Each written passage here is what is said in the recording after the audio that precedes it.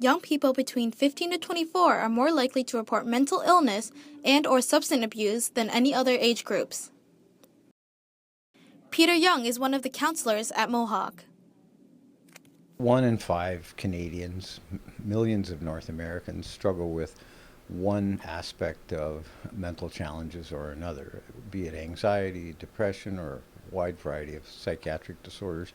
I mean, it's a reality in our society when you think 20% of the students at Mohawk have some challenges in that area.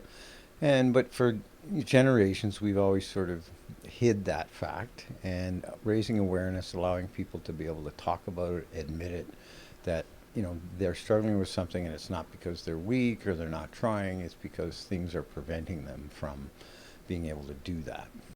Suicide is a leading or secondary cause of death among 15 to 24-year-olds. Nick Petrella is a professor of health and wellness at Mohawk. He is also a mental health first aid instructor, motivational speaker, and conditioning coach.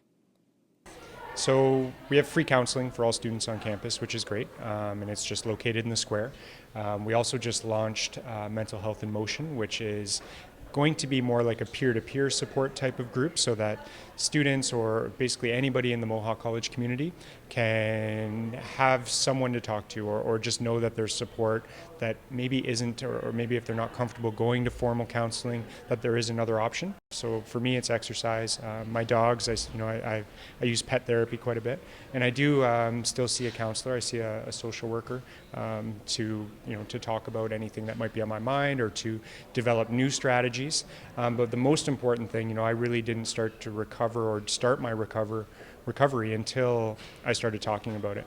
And there are always going to be people in this world that do pass judgment, or don't understand, or don't want to understand, and they'll say things like, it's all in your head. Well, that's the attitude we're trying to change. We're trying to get people to come forward.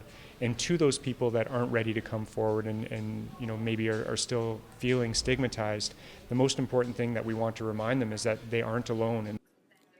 For more information, visit mohawkcollege.ca. Reporting for Ignite News, I'm Han Vo.